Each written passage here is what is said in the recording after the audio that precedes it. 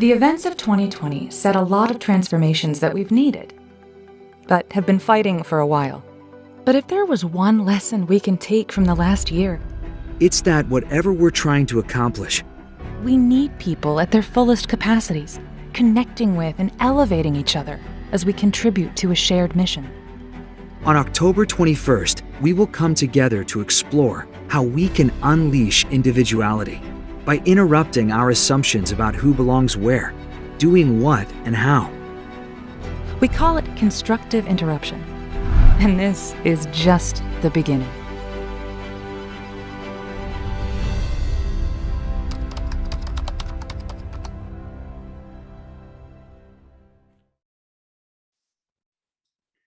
Well, hello, everyone, and welcome, or good afternoon, or good evening, wherever you may be throughout the world. My name is Glenn Yopes. It's a pleasure to have you join us today at the Leadership in the Age of Personalization live session. Well, as shown on the video, we certainly welcome you to join us on October 21st at the summit. It'll be a hybrid event that will be both in-person guests and speakers in Las Vegas, Nevada, and a live streaming audience. Now, registration is free thanks to our sponsors, Target, City of Hope, Banfield Pet Hospital, Starbucks, and Clemson University, and of course, our host, Lightspeed VT. Now, during the summit, we will deeply examine the assumptions about who belongs where, doing what, and how. That will include a student, patient, an employee panel that will provide unfiltered views around what they expect from leaders and institutions across healthcare, corporate, and higher education. We'll explore how to elevate capacity in a hybrid environment. We'll discuss what the new skills playbook looks like and how we can break free from old, outdated metrics if organizations are going to truly shift their mindset that accepts incrementalism to one of transformative leaps. So again, sign up at 2021summit.ageofpersonalization.com. Now, I like to remind everyone that today is an open conversation. Now, if you're joining us from Zoom or Facebook or LinkedIn, this is an opportunity for you to submit your thoughts or questions, the things that are on your mind. Now, if you're on Zoom, you could use the Q&A button there in the control panel, and GLLG staff will be on standby to organize the flow of questions to ensure that you can address them on an open mic. Now, we'd like to also welcome you to subscribe to our YouTube channel and social media at Glenn Yopes. Now, our guest today is Carole El Zein Corbanese. Carole is the founding partner at Cedars & Company, where she is joining us live from Paris, France. Now, Carole is an executive coach that focuses on emotional leadership to unleash talent potential and transform organizational cultures, attitudes, behaviors, and mindsets. And today, we'll discuss the importance of co-designing change as individual contributors, not just leaders, the consequences of being out of touch with new realities, getting in touch with yourself and the core and who you are at your core versus the periphery. And we'll also talk about creating space to bridge gaps, minimize conflict, and ease tension. We'll also examine the dangers of hierarchy and, of course, how we move forward as we all face the unknowns. Let's roll it.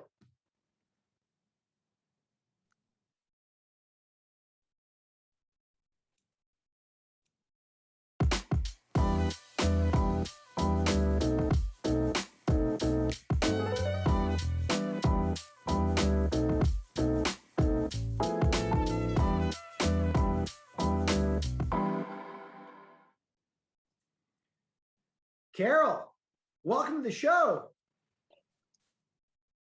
Here I am. Thank you for having me, Glenn. Thank you. You're welcome, Carole. You're welcome. Well, first of all, how are you doing? I mean, what time is it in Paris right now, Carole? It's 9 p.m.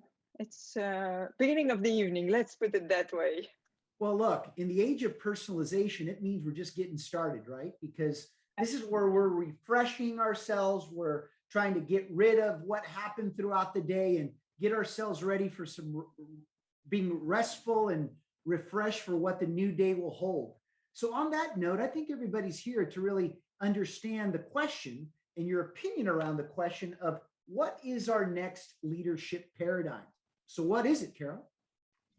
Well, that's my conviction, and that's what I'm seeing. I believe the next leadership paradigm is going to take its roots in emotional leadership. I believe it's bringing back the focus on who we are as leaders. So let's remember that before being a leader, everyone is an individual. So let's remember just that. So putting all this essential thought and refocusing on self, who we are and what we feel, and connect to our values, this is the starting of the new era of the emotional leadership. That's, you know what? Go ahead, Carole. Keep going. No, I was saying that's what it's starting to move. 3 years ago, 4 years ago, when I was talking about emotional leadership, people were looking at me with big eyes like, she's crazy. What is she talking about? And you're right, Glenn, the shift is happening and the paradigm is happening. It talks to people today. It means something. So we are in movement, and that's the good news. You know, let me kind of validate your point through a quick example of something that I have been recently encountering. We've never, as leaders, really cared about seeing and knowing our employees or peers as individuals. So we've already failed because we don't care about going deep. We like surface level stuff. That's what happens in the age of standardization. We don't truly reveal ourselves. But what I just encountered recently was in two things kind of going hand in hand. Executives are trying to look for the answers when what they should be thinking about is how to create new playbooks that force us to think critically about what are the right questions we should be asking, and not asking of just ourselves as leaders, but what are the employees thinking? What matters to them? Next, we're finding that we're so far away from this because as one employee, emerging leader from a very well-known Fortune 50 company just told me, Glenn, I feel like my leaders bring the flavor of the month to our teams because they're not really delivering any concrete value around what matters to us and allowing our capacities to flourish. So we're already seeing what you've been talking about, Carole, in just the behavior gaps that we have. So how do we actually begin to co-design change as individual contributors? Because this one's very important. And I think many leaders forgot that they are individual contributors too. Absolutely. And everything you said is absolutely true. And this is essential for the leaders today, is for them to put themselves, not asking the question. The question is not for them to ask the question. It's irrelevant. I might say, if I want to be radical. The whole point for them is really to understand where their team is. Where do they stand? What do they need?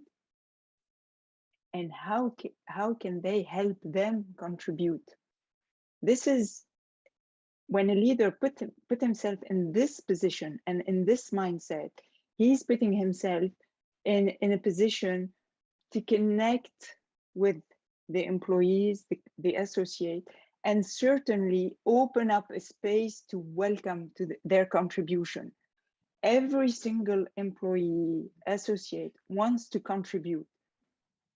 Open up the space and give that opportunity to contribute.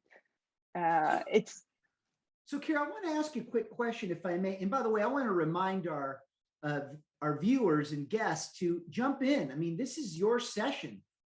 Put your questions in the Q&A module, because we're ready to hear from you. Now, you mentioned the word connect. What does connect mean to you, Carole? Because I think we use that word as if we are connecting, but we're also disconnected. So how do we learn to connect all over again? What does that mean?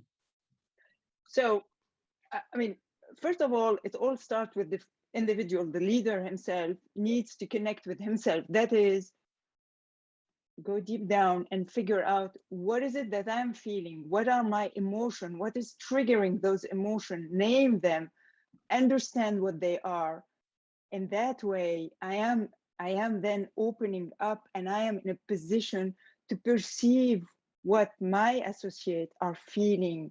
I am in a position to better connect with what they are feeling. We're talking about going heart to heart, and that's the difference. And this is where a massive difference is happening. It's not yet the big revolution, but it is understanding that doing business with your heart is perfectly okay, and that's what's going to take you to the next level. So let me throw something in there just to maybe further encourage our audience to ask questions, because here we go. See, those that desire to be recognized appeals to the head, where things are easily forgotten.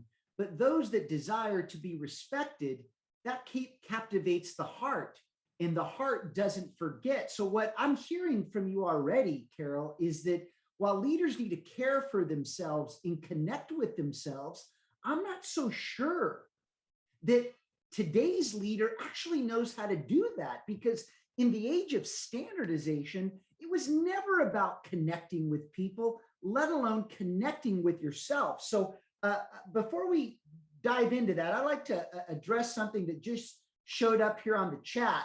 And this said, currently at an educational institution in the midst of a reorg. However, there seems to be a large number of colleagues who seem very resistant to the change that is needed to cultivate our student body.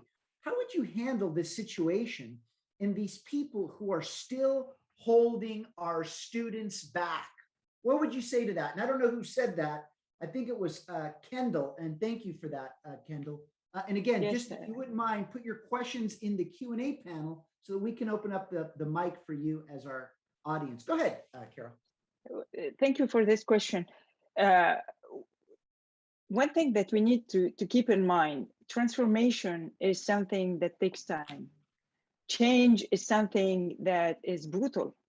Now, I understand that there's changes that are happening in this institution with the students. We need to remember that the teacher, the member of the staff that are holding back, what is happening with them? They are holding to what they know. They are afraid of what they don't know. So the leaders, if they connect with them, they need to grasp this uncertainty and help them walk through this uncertainty, and help them, do the grief of what they knew to welcome the new era that is coming. So it is the mandate and the duty of the leaders that are embarking already to help the others. It's a grief process. I need to leave something that I know, and I'm comfortable with it, and I'm being asked to go to something I don't quite control, and I don't quite know how to handle it. Well, Carole, I think you just answered the question for Kendall, is that these leaders are witnessing and concerned about their own obsolescence. I mean, clearly people aren't ready to let go, because in letting go, you let go of the influence that you had in the past. You let go of power or perceived power that you've had in the past, when the truth is you really never had it. Because especially in higher education, and I'm referencing this to Kendall, is that we learned a long time ago that in our pursuit to be student-centered, we've really never been. And so now that we have to be, how do we let go? It's very simple. I don't know if the institution that you're at, Kendall, has a student advisory board, not just of current students by different grades, but also of alumni, because I'll tell you that today's student is ready to tell its institutions what they expect from their professors, what they expect from their administrators, and what they expect around the mission of the institution. Now, if we can for just a moment, Carole, Kendall, would you like to get on an open mic? I want to make sure that we've addressed your question, but perhaps there's something else here that we can prompt through Carole's thought leadership. So Kendall, I think that you're on a mic. Go fire away. Go ahead, Kendall. Greeting. Thank you so much for holding this virtual conference symposium. Both of your answers were quite astounding in that you would think they would be quite apparent to someone in our situation. Speaking to what you were saying about what the acknowledgement of the grief of appearing obsolete and losing that perceived power, I think that really resonates with where we're sitting. My question would be, is with the reorganization, we've had a large number of new leadership come into prominent roles, and many from other institutions. So how would you suggest to solidify that bond between the new leader and the established educator? Go ahead, Carole.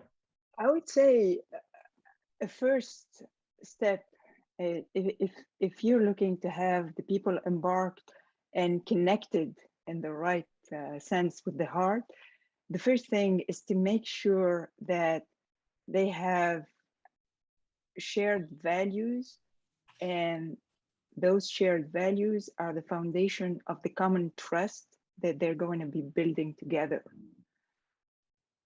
When you are in an environment where you understand that the foundation of everything you're doing is built on shared value that are really in line with your moral compass, and you are in an environment where there's a trust environment, a trustworthy environment, then you are way more in a position to let go and become way more authentic and connecting with yourself and opening up more to the others.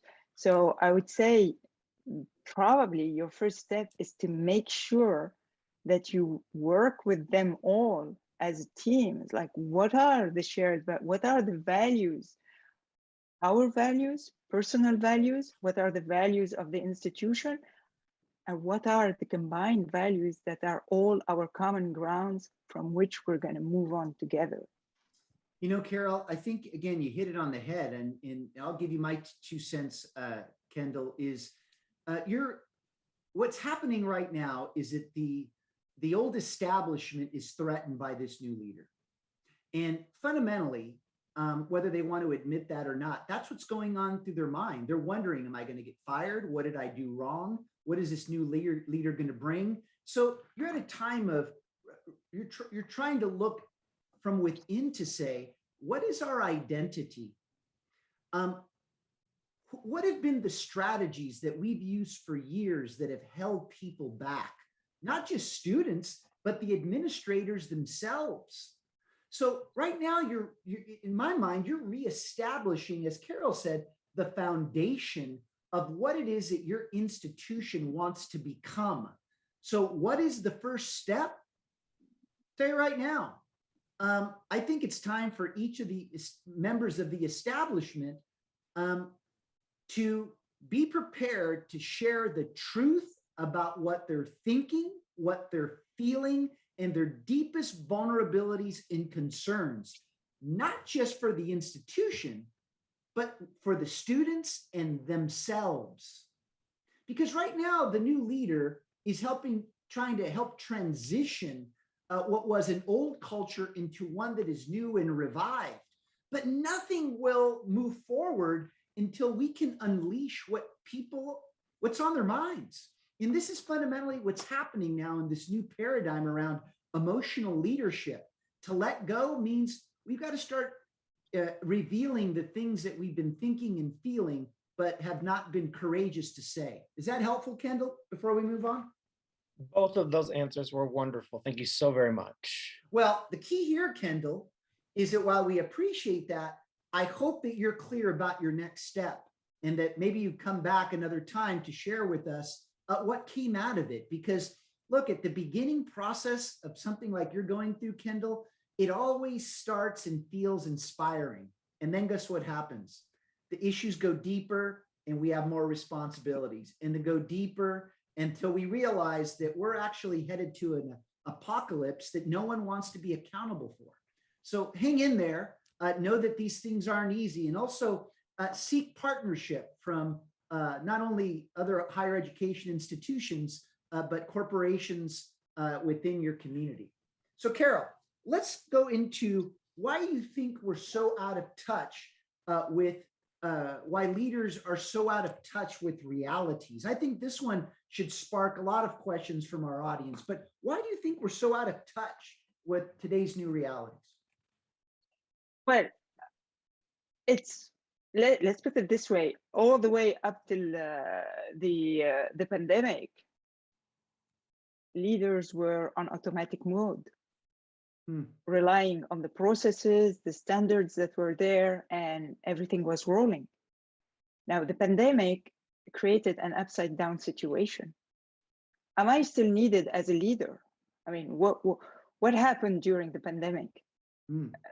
We tend to forget that all the employees did step up and did the job. How much of that has been recognized? You know, the leaders, they were there, but they were just giving directions.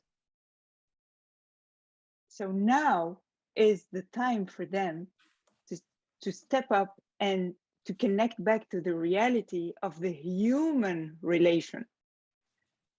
That is, move from those daily calls that happen for 18 months on Zoom, Teams, whatever, giving objective targets, figures, etc. What is happening today, and this is most of the queries that I'm getting from executives today, is we don't know how to address the human being. We've lost touch of what it is. So Carole, let's stop here a minute, and we've got another question here from another Carole. But aren't we asking too much from leaders to build human relations when it's something that they never signed up for? Because in the age of standardization, it was all about inspiring people to drive metrics. And for many, not all, because there are some exceptional leaders out there, creating the illusion that they actually cared about having a human relation. So are we asking too much? Thank you for asking this question. We're asking something that is fair, and you are right at the same time, it's too much, because the leaders today are helpless and they're asking for help. Who are they asking help for to? Who's going to help them? Good question. Again, those that are vocal enough and are starting a movement, but a lot of them are suffering. And this is the point of vigilance that I want to bring. And thank you for putting this point up, Glenn. We need to pay attention to the leaders. They are suffering today because, yes, they have to do this connection, this human connection. They need to specialize in the human being, which is not what they've signed up for eventually. So we're asking them to shift their processor in their mind. It takes a lot. It takes a lot because you're asking individuals who have been raised to get into corporate America, corporate France, corporate whatever, with the face that is the corporate face, with the posture of the corporate face and achieve the figures and the targets? Well, it sounds to me like they need to move from tribal to human.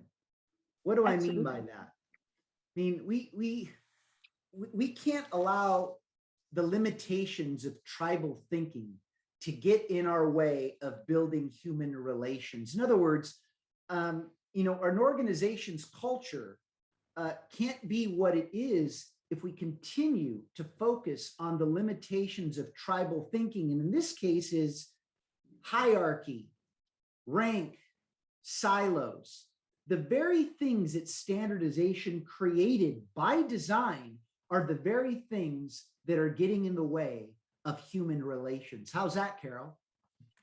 I totally agree with you. Absolutely, absolutely. And this is where the idea itself of hierarchy can be challenged.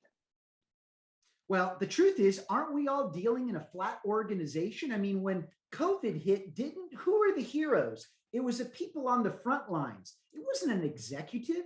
The executives can say nice words and make all these promises, which, by the way, I'm already hearing from some of the top organizations in the world that those promises they made during COVID and the social unrest, they are concerned because they actually don't think that they can bring those promises to fruition in the timetables that they promised. So now we're adding another layer of complexity here. Look, the human has to come out, or else not only will silos become more silos, but we'll continue to lose trust in the institution. It's no longer about even trusting the leader anymore. We're losing trust in the institution. And I think we know, those here in the United States, that the Great Resignation, the number of people that have left between August and July, are just numbers unimaginable. Why? Because people have stopped trusting the institutions because they don't align with their own values and beliefs, which is something that you said earlier. So, Carole, I'd like to bring Carole Panchon, if I said that correctly. Is that someone that you know, Carole, by chance? Yeah, I think Carole is based in France, in the wonderful city of Lyon. So, oh my goodness. Carole, can we put you on the mic to ask Carole your question? Thank you for joining us, by the way, Carole.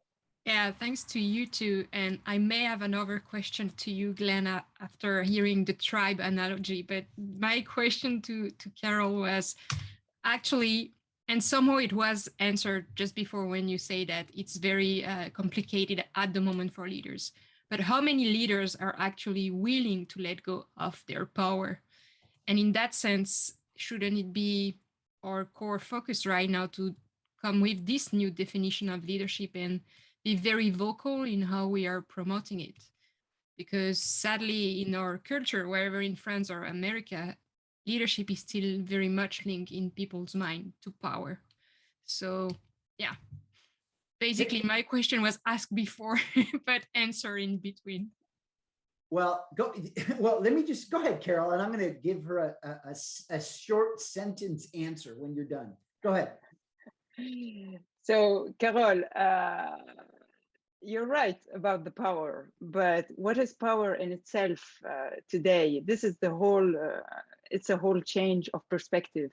And that is what is actually creating some stress within the leadership community is, okay, I understand that I'm helpless here. I'm not necessarily looked at like I used to be looked at, because as Glenn mentioned, a lot of things happened during the pandemics, and everybody stepped up, and everybody stepped up and knew what he has to do without referring to anybody.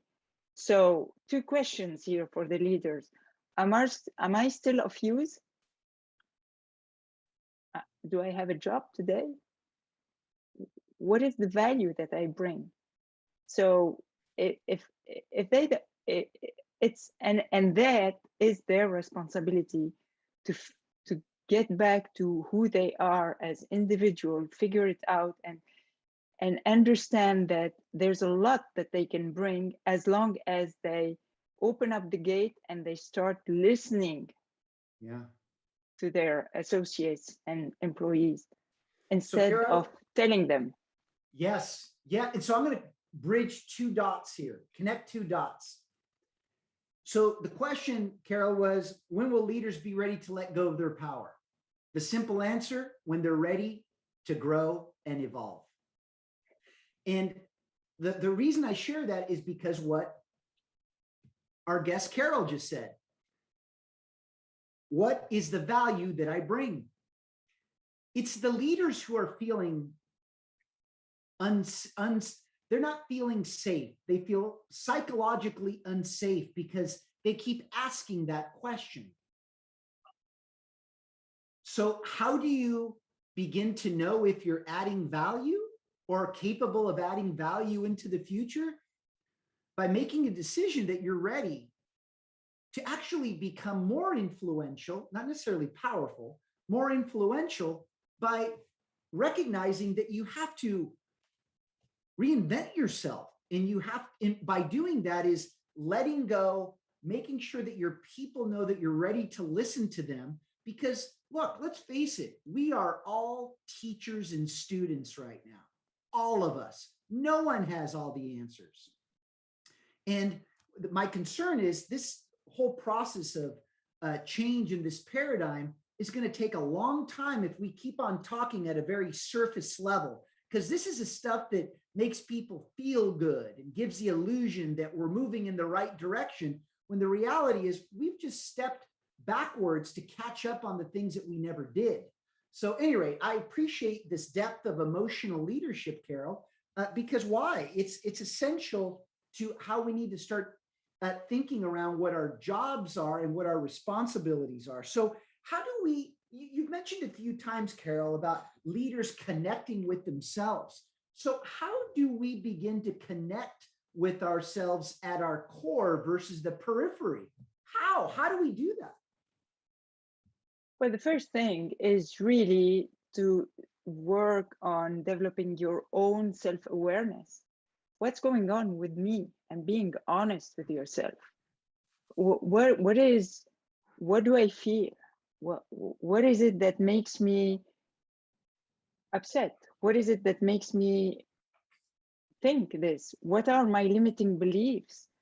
So ask yourself and be aware of what's going on within you, and always remember, the first signal comes into your body. Your body is going to give you a first signal of what's going on. So why don't you tune up to your weather channel, like I call it, tune into your weather channel and figure out what's the weather like, and be honest with yourself. Making that step is going to help you figure out what is important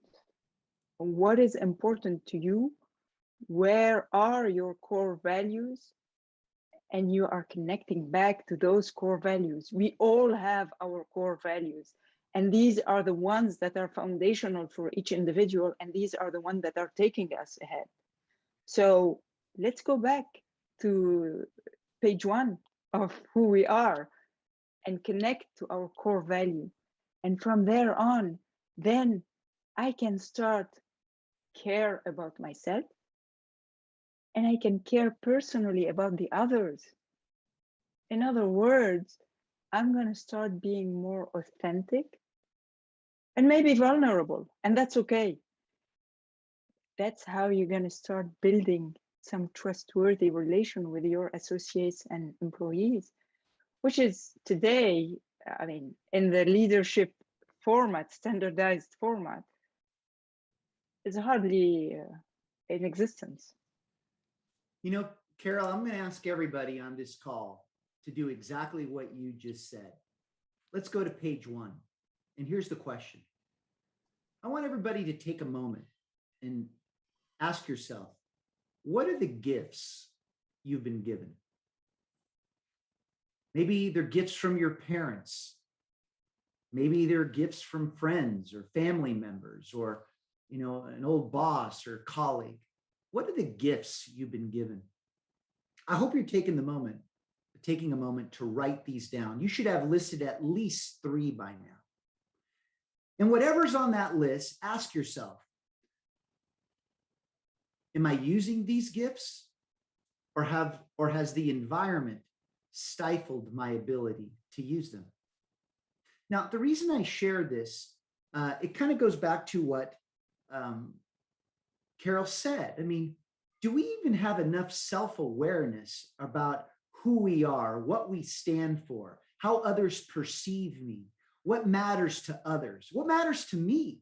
And am I even in a position mentally, physically, spiritually to lead at a time of not just such difference, but at a time where we're trying to hold on tight to the humanity that we have so that we can offer the dignity that people deserve?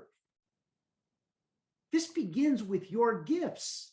And if I did an inventory of the gifts that are on this call, I bet they are plenty to do the things that we have to do. However, I would also venture to say that most of them are stifled because the environment doesn't allow us to enable them. Now, I like to take a moment here and just ask our audience, please join us in the conversation. I really appreciate the questions that have come by thus far. What's on your mind? Talk to us, because you wouldn't be here if you weren't interested in this type of a discussion. And if you don't want to be on an open mic, that's okay. You could even send me a private chat if you want, and I'll just ask the question anonymously. I just think it's important that the more that we talk and understand what's on your mind, then we can get to the root of it. So, Carole, let's go back to creating space to bridge gaps, right? This is another key point that you're going to address. How do we bridge gaps to minimize conflict and ease tension? And as you think about that, I like to remind everyone that why is there a lot of tension right now? Because nobody trusts anybody. Everybody feels conflicted. People, in many respects, feel lost. They don't know what kind of value to bring. In fact, many feel they don't even know what to say, because if they were to say something, they don't even know if they'll be judged by what they say, given all the ground rules we have now for what we should say and not say. So I wanted to just kind of bring this to the surface. So how do we bridge these gaps to ease tensions, Carole? But I think the first thing is we have to be humble and recognize the fact that things have changed and people have changed. Every individual has changed over the past 18 months. The priorities of every single individual have totally changed. The scale of what is so important have totally changed. If you earlier on, you mentioned how many people have resigned in the US. Well, it's not far from that in Europe neither. People want to change, and they want to change. Why? Because they don't see the purpose. They've lost, like now, 18 months I was at home working remotely. I could think it through. So why am I here? Why am I doing this? So these are fundamental questions that the employees are asking today. And the change, and the massive change, is that they're saying it out loud. And they're saying, our priorities have changed. And this is what we are asking from our institutions, our corporation. This is what we expect. And that creates some kind of, question. It's like, how are we going to handle that? And how can we run an institution or a corporation if we say yes to everything? So now there is a lot of feedback, if we can call it feedback, coming up, like where the individual stand. But at the same time is like, oh my God, how are we going to maneuver here? And what is the right decision to take? And just the fact of asking this question, what is the right decision to take, is probably, I would say, a wrong question, because you don't take the decision on your own anymore. you get the contribution. And that's how you start opening up and creating bridges Carole, do for you a think, more collaborative environment. so on that note, I'm sorry, we got a hand up. Kendall, do you want to jump in again? Or was that just a high five? Go for it. A little bit of both. I wanted to ask a question with how you started this segment about being honest and being able to be open and emotional to understand not only where the employee is coming from, but also where the leadership is standing and how they view the landscape. How do you see, and as you spoke to the perils that sometimes people feel in speaking out, how do you create that comfort zone where someone feels that they are able to be authentically themselves and explain authentically the hurdles where the hurdles are in their work environment without the notion that there might be retribution or they might feel a misstep in the words that they use? I'll address it when you're done, Carole. Go ahead. Well, I would say it all boils down to the posture of you as a leader. The first thing is being authentically honest, and do not be afraid of being challenged. Actually invite the challenge, invite people to challenge you, and also invite people to challenge you on topics that you may not even know the answer. The fact that you would stand up and put out the fact that, you know what, I share the same concern as you, but I don't have the answer. That is being authentic. That is a good way of linking and connecting and being truly honest, and certainly showing that you care personally about what the other person is saying. So the other person does not feel threatened or afraid of, I may have said something wrong or something is going to happen to me or whatever. So, and that's a step to be taken by the leaders to accept, to show up like this. Carole, I'm powerful. And, Kendall, I'm going to add one thing, and I'm going to tie it to one of our audience members that was so courageous enough to share something, but would rather not be on mic right now. And this individual said, to share our gifts is very important. And when stifled, we lose ourselves. We need to be who we are and the best versions of ourselves to be a leader in this time.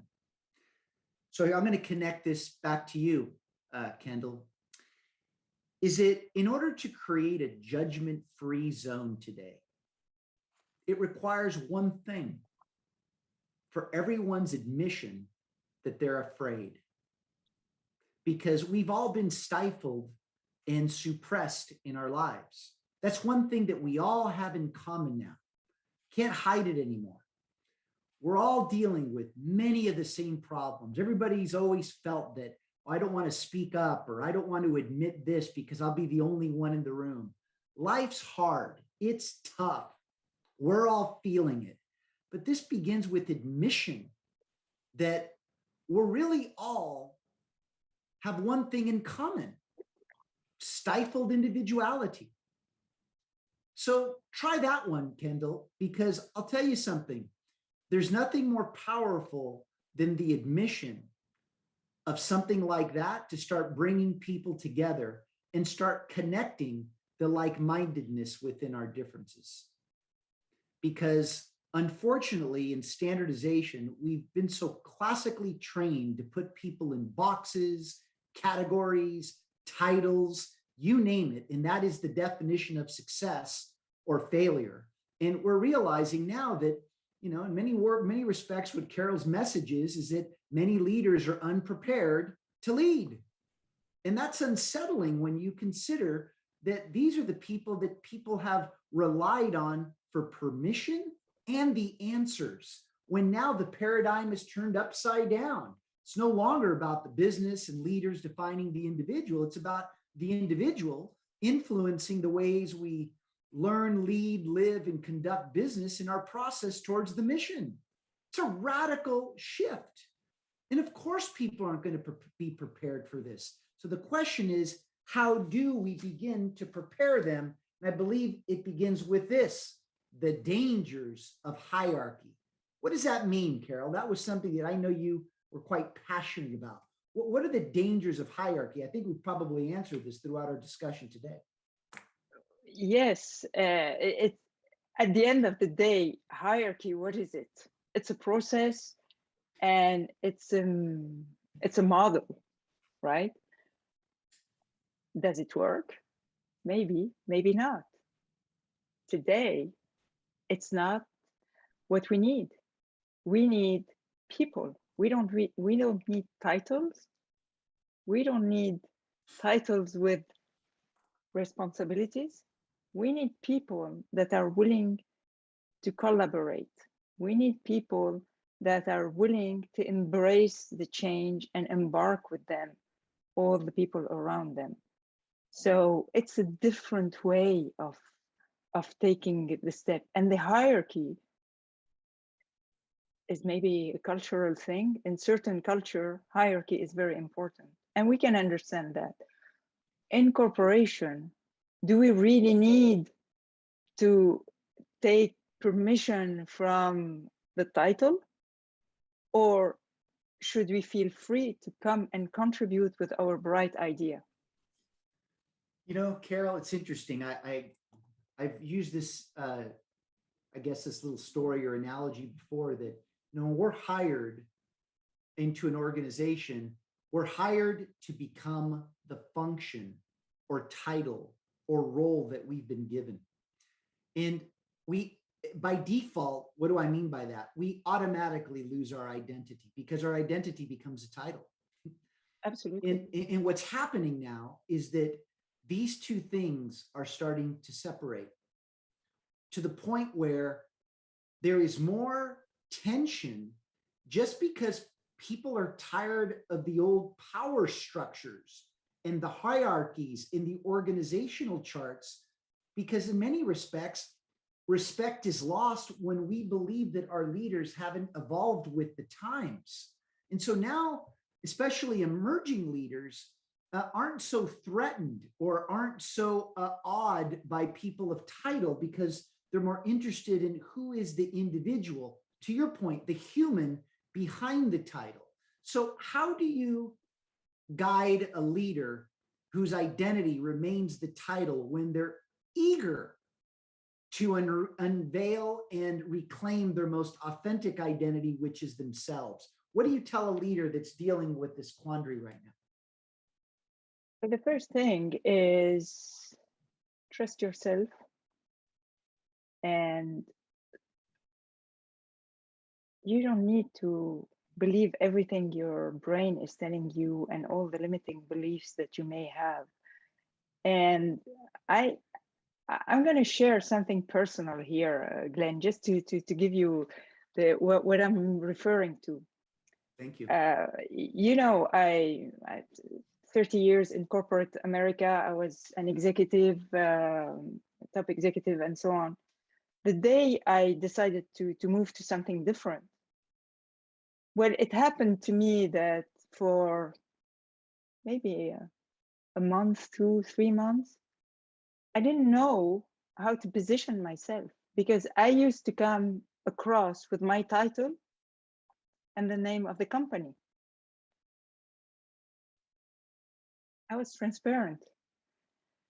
So learning back that it's not the title that made me, but I made the title. Exactly. That is the path, is trust yourself. Do not believe everything your brain or your cognitive biases are telling you. No, you have made the title. You have made the function. If it is what it is, it's because you have contributed to it. Unfortunately, there's today this weight that comes on the leaders that is, you are the VP, whatever, you are the CEO, okay, but no. You know, Carol, I really appreciate that personal story, because I don't think there's anybody who won't admit that one of the main reasons that they haven't left their jobs is that they're afraid to let go of their titles. Let that simmer. I want to address another question that came in. I want to thank this individual for asking this question. And the question is, what are the key leadership imperatives now in light of, or as a result of, Black Lives Matter and diversity, equity, and inclusion? What's holding these leaders from acting on their stated and published promises? I'll have a response when you're done, Carol. Go ahead.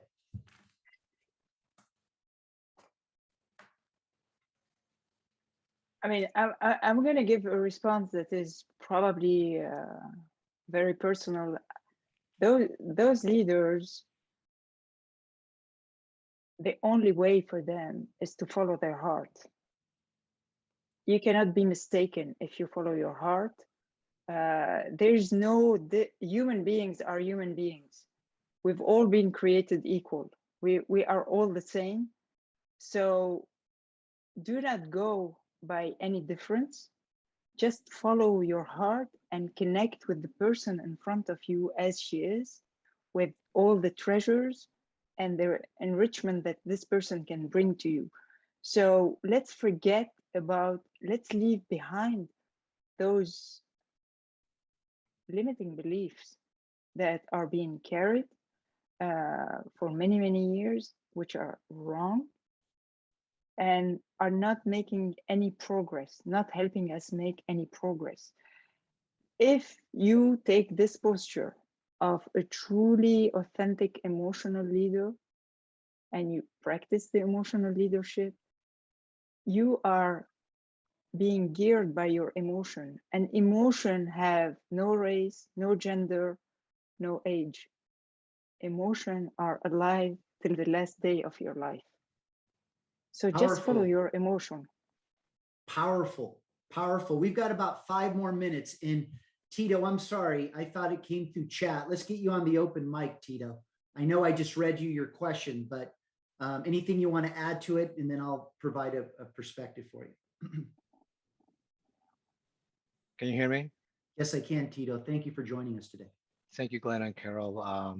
Yes, and I appreciate the perspective in terms of being able to leverage emotions. Is there perhaps an additional layer to be peeled, because perhaps some of these leaders with the stated promises as a result of BLM or DEI cannot fulfill, even though there may be emotionally at stake in the process? You know what I mean? Is the rational brain preventing them from actually acting on these necessary justices or injustices that folks have suffered in the past? You know, Tito, I'm going to just Please address this with the time that we have. Let me just put this in proper context. Those leaders that you're speaking about, they've been confronted with a problem they didn't expect. And what they didn't expect is to know that their workplaces have become highly political. They didn't expect that so many people would be against a lot of these DE&I things. They didn't expect, on the contrary, that a lot of their new, young, emerging leaders are all about it. They didn't realize that there'd be so much conflict in the pursuit of those promises. They didn't realize that, wait a second, there have been all these self-proclaimed experts on DE&I, doctors, all this research, respectfully, that wasn't designed to address our current times. So guess what, Tito? There's no playbook. And they're finding this out the hard way. The best thing they can do is admit it. Because here's the truth, everybody knows. But it goes back to Carol's point.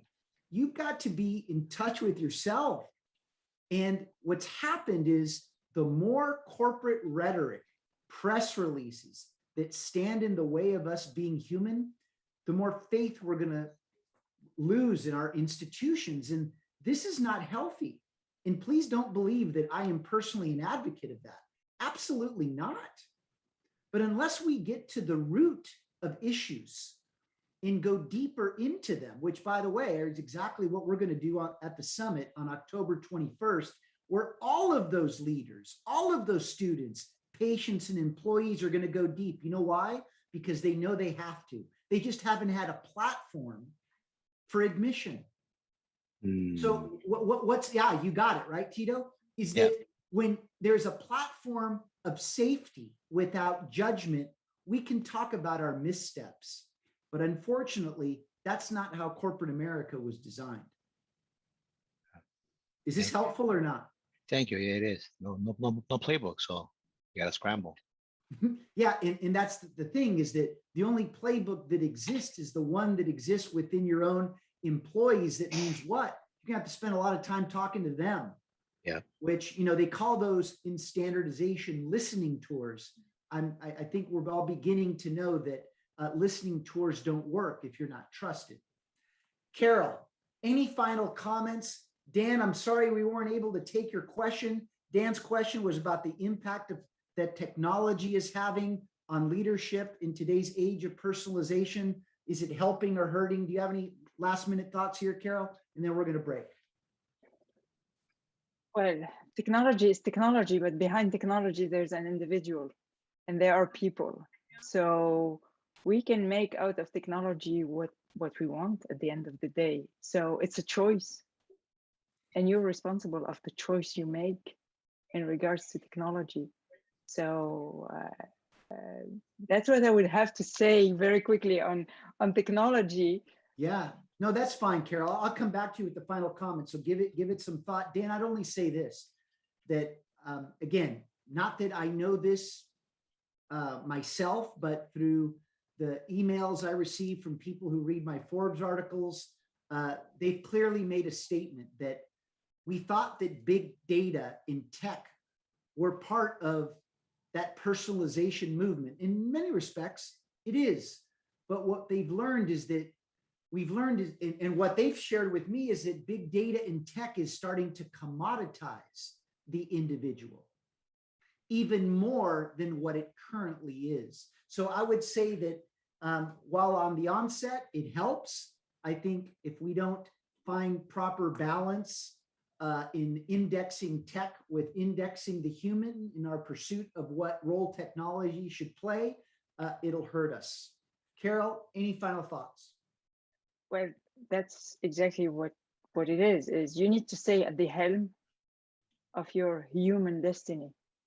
You know, whatever the developments that are around, you are leading, and you're leading your human posture and destiny. So you talked about the technology and everything that is happening. Yes, you're right. But at the end of the day, you can stay on top of it if you decide so. So, you know, I would say the last thing is we're going to be facing a lot of uncertainty still. The only thing that you are sure of and you're certain of is yourself. So why don't you trust yourself, each and every one? That will help you go through the uncertainty that is ahead of us, because there's a lot of uncertainty that is coming ahead of us. Thank you, Carole. And I'll leave this group by sharing and encouraging them to join us on October 21st, our 2021 Leadership in the Age of Personalization Summit, where we're really going to address 5 questions. And you could write these down because they're very much in alignment with many of the things that Carole said. Who do you let in? How do you see those you let in? Who do you let them be? What do you let them do? And how do you let them do it? Ladies and gentlemen, thank you so much for your time. And remember that when you lead in the age of personalization, you will see things that others don't, do what others won't, and keep pushing when prudence has quit. Thank you, Carole. And thank you to our audience. Thank you so much. Have a great rest of your day. Bye-bye now. Thank you. Thank you. Bye-bye.